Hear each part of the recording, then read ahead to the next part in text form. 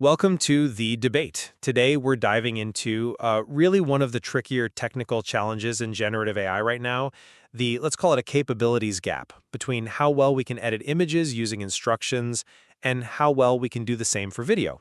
It's a big gap, and well, a lot of that comes down to just how hard it is to get enough good training data, specifically data that keeps things looking consistent over time, temporal coherence. Right, that temporal aspect is key. Exactly. And the source material we're looking at today is the Ditto framework. It introduces something called Ditto 1M, which is this novel synthetic data pipeline. It's designed to try and get past that old trade-off. You either got quality or scale, but not really both. Yeah, the fidelity diversity problem, essentially. Precisely. So the central question for us really is methodological. Does Ditto's core approach, relying heavily on what they call multimodal visual scaffolding, using these edited keyframes and predicted motion maps during data generation, does that provide a necessary, solid foundation for training video editing models that respond purely to text? Or does that reliance actually create a kind of inherent problem, a modality gap liability? My position is basically that this scaffolding, complicated as it might seem, is the essential pragmatic technical step needed right now to get the scale and fidelity we need. And I'll take the other side, I suppose. While I absolutely see the engineering logic, the necessity even, I'm going to argue that this dependence on these intermediate visual guides, while it solves one problem, the data bottleneck, but it introduces a conceptual limitation. It might be pushing the hardest part of the problem, true text-to-temporal understanding, down the road, rather than actually solving it. Okay, so let me lay out my perspective first. We really need to appreciate just the sheer difficulty here. The main roadblock isn't simply generating stuff. It's generating stuff that hits two goals that are frankly often at odds. You need massive diversity in the types of edits across, say, 1 million examples, and you need rock-solid temporal consistency frame to frame within each example. Previous methods trying to scale up, they got stuck. They either threw consistency out the window to get volume, or they severely limited the types of edits they could do to keep things coherent. The classic trade-off. Exactly. Ditto tackles this head-on with this fusion architecture. Instead of making the generator figure out the visual change just from the text instruction, which is incredibly hard, it feeds it two strong visual guides. First, you've got this expertly edited reference frame. Let's call it FK, right? That guarantees high-quality appearance because it comes from a top-tier image editor. Second, they feed it a motion map, VD, which basically tells it where things are moving. That gives you strict spatio-temporal control. So the video generator, G, uses both. V equals G of VD, FK, P. It's guided. Now, this took a huge amount of compute. We're talking 12,000 GPU days worth, but it produced Ditto 1M. That's 1 million high-res video triplets. It demonstrates that this fusion approach can deliver both scale and quality. It's an engineering solution. Resource-heavy, yes, but effective. Okay, I understand the engineering rationale, I really do. But let me offer a different lens, focused more on the core concept of, instruction following. The whole point of instruction-based editing is text-to-video transformation, right? It's fundamentally about teaching a model to grasp an abstract command in text like, make his jacket blue and add sparkles, and then translate that directly into coordinated changes over time in the video. That's a sophisticated semantic task. Sure, that's the ultimate goal. Right, but Ditto, in its crucial data creation phase, essentially sidesteps this core challenge. It changes the task from what does the text mean to something more like, how do I spread this already made visual change, the one from the keyframe FK, across the video frames following the motion map VED? So the data generation itself is led by the visuals, not primarily by the text instruction. And the key piece of evidence for me pointing to this limitation is their use of what they call modality curriculum learning, MCL, when they actually train the final Editto model. The fact that they need this gradual process fading out the visual guidance over 5,000 steps, that strongly suggests the synthetic data created a fundamental modality gap. The training phase then has to actively work to undo or overcome the visual bias that was baked in during data generation. So the scaffold isn't just helping, it's maybe acting like a crutch that the model then needs to learn to walk without. Okay, let's tackle that pipeline structure directly. Because I'd argue its complexity isn't just a potential weakness, it's actually necessary for the technical efficacy it achieves. The whole three-stage process, pre-process, generation, post-process, it's engineered like that very deliberately to crack that efficiency versus coherence nut that plagued earlier efforts. That's what justifies that huge 12,000 GPU day cost. By carefully integrating different parts, specifically distilling a powerful video model, and then using a separate temporal enhancer for cleanup, they managed to slash the cost of making one high-quality video down to just 20% of what a more naive brute force approach would take. That optimization, that's what made generating 1 million examples feasible. It unlocked the scale needed to train a general model like Editto. So it's not complexity for complexity's sake, it's systemic efficiency through smart integration. That's an interesting way to frame it. Efficiency through integration. Though I'd argue that same integration introduces significant methodological fragility, something we should really scrutinize from an academic standpoint. You're relying on this, well, quite long chain of specialized high-performance models upstream. You've got visual encoders doing deduplication, co-tracker for motion filtering, a vision language model, a VLM, generating instructions, powerful image editors creating that keyframe FK, a specific depth predictor for VD, then another VLM doing rejection sampling based on 4 different criteria, and finally a quality enhancer like 122's denoiser bolted on at the end. It's a sophisticated pipeline, yes. It's more than sophisticated. It's a cascade of dependencies. The quality and reliability of that final million sample dataset, and therefore the Editto model trained on it, hinge on every single one of those components working perfectly, and crucially, working perfectly together. If the depth predictor is slightly off, or the VLM makes a borderline judgment call during filtering, those small errors can propagate, maybe even amplify. And we actually see hints of this in the paper itself. Figure 7 shows the raw generator struggling with things like newly appearing objects that weren't in the initial keyframe. It underscores the inherent limitations that this complex post-processing chain was needed to sort of, well, patch over. And this potential fragility brings us right back to what I see as the core issue, that modality curriculum learning, the MCL. As I said, I think it's basically a necessary fix, a remedial step. Think of it like this. You're teaching someone to follow complex instructions, the text, to perform an action, the video edit. But during the entire learning phase, you keep giving them this perfect visual cheat sheet, the edited frame and the motion guide. So yeah, they get really good at copying and propagating that visual information, but do they ever truly learn the underlying logic of a text instruction itself? Okay, but the goal is the final performance. Exactly. But how it gets there matters. Training Editto means it has to painstakingly unlearn its reliance on the visual scaffold it saw constantly in the training data and learn to map from text alone.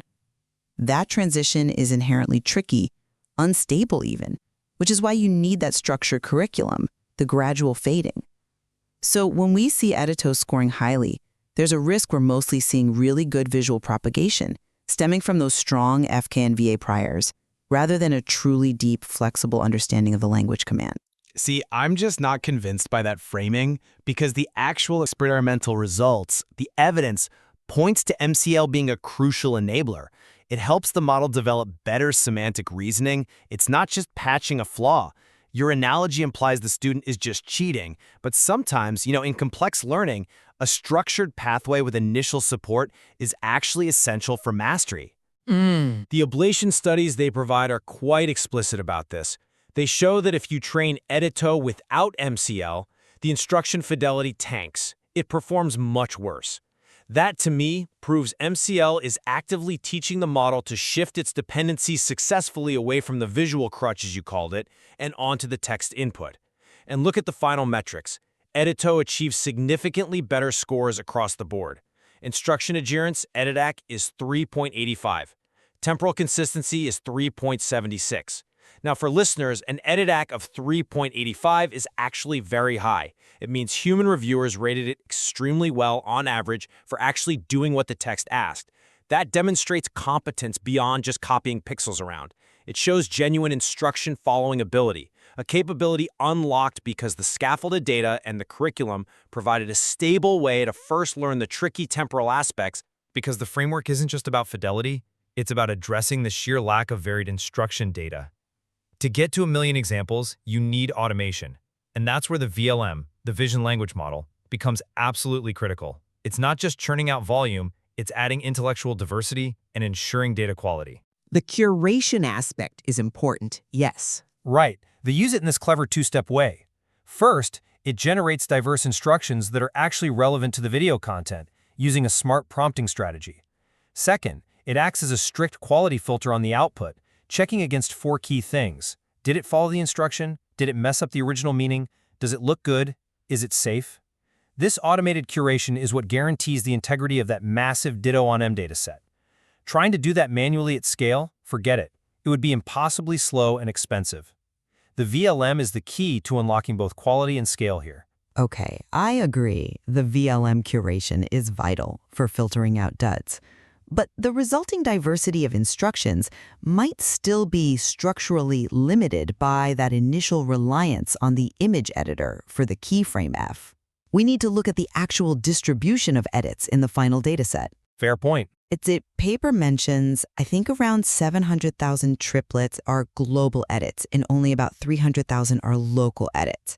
Now, global edits, things like changing the overall style, color grading, altering the mood, these are fundamentally changes that are relatively easy to achieve in one high-quality keyframe, and then just propagate across time. They don't usually demand complex, long-range temporal reasoning about specific objects. But they are still valid edits people want. They are. But my concern is that relying on an image editor for that initial visual prior inherently biases the whole synthetic data generation process towards these kinds of single-frame global changes.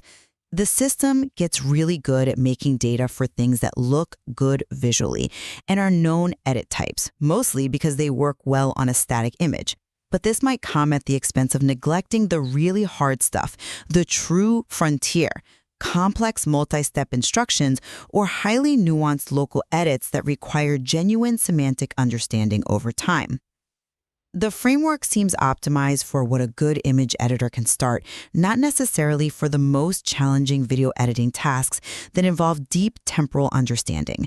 That's a reasonable point about the potential bias in distribution towards global edits.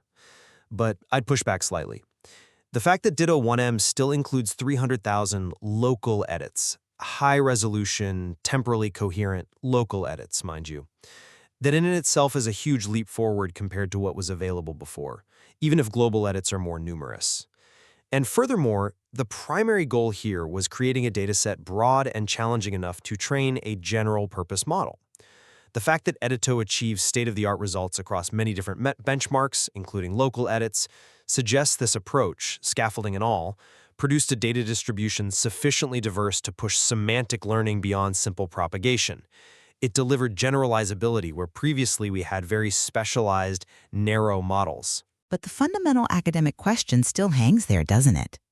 What does generalizability truly signify if the training data itself was generated by essentially simplifying the core problem down to visual propagation initially?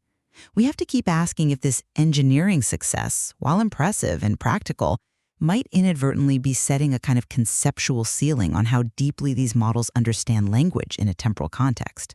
We're trying to study pure language understanding over time, and the current best approach teaches the model language only after giving it a massive visual head start. So wrapping up my view, the Ditto framework effectively broke through a major bottleneck in instruction-based video editing, the critical lack of large-scale, high-quality, temporally consistent training data.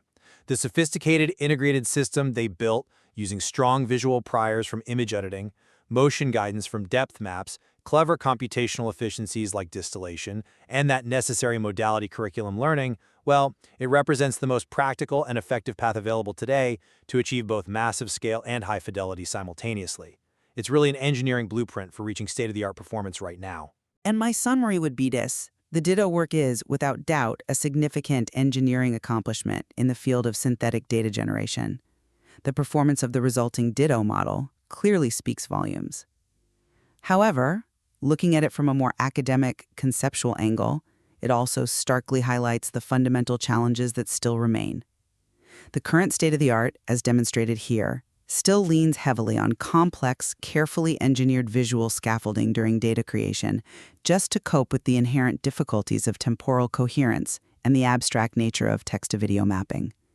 While the curriculum learning is a smart technique to help the final model wean itself off that reliance, the ultimate goal for the field, I think, must still be developing pipelines that can generate high-quality data guided purely and directly by the semantic meaning of the instruction itself. We definitely have more to explore in understanding how models truly learn to interpret and execute language commands in the complex domain of video over time.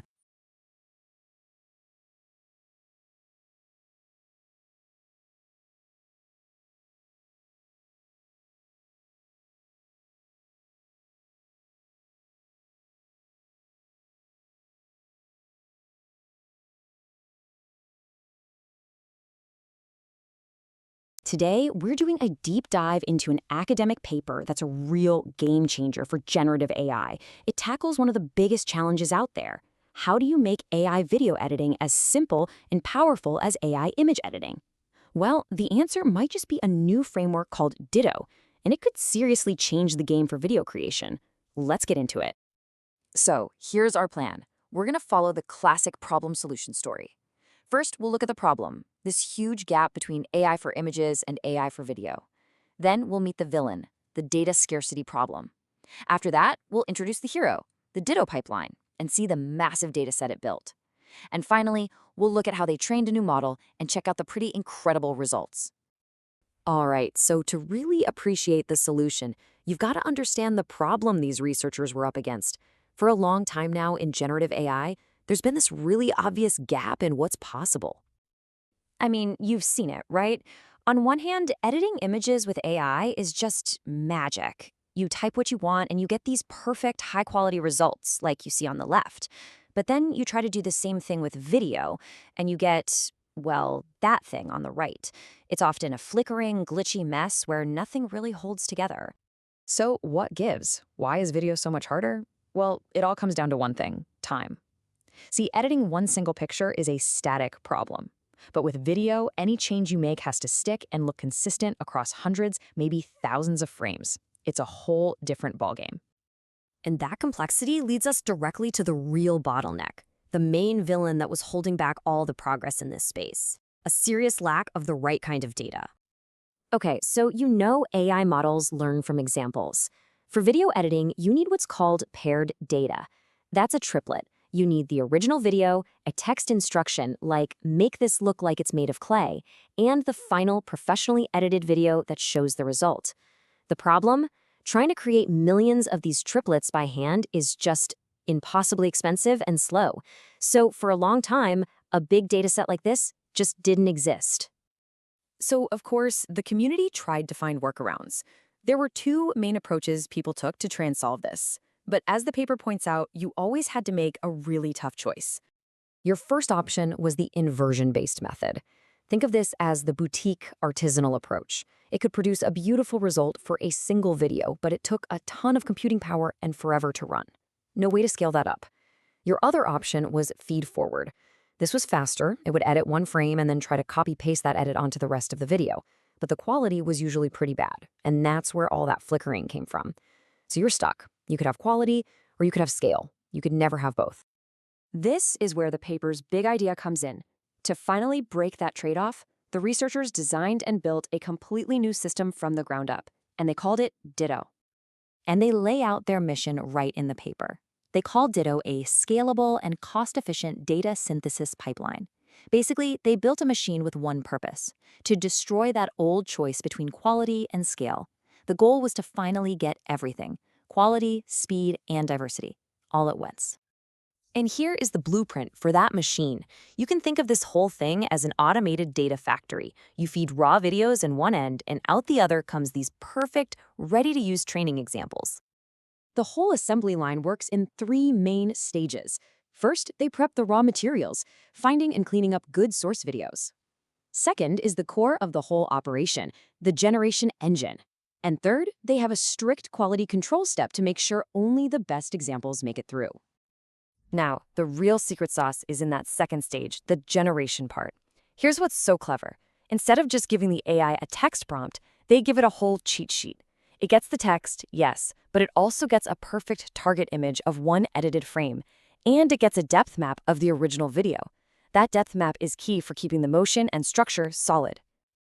And this is a great visual of what that looks like. The edited keyframe on the left basically tells the AI, here's the style you're aiming for. This is the vibe. The depth video on the right provides the structural blueprint.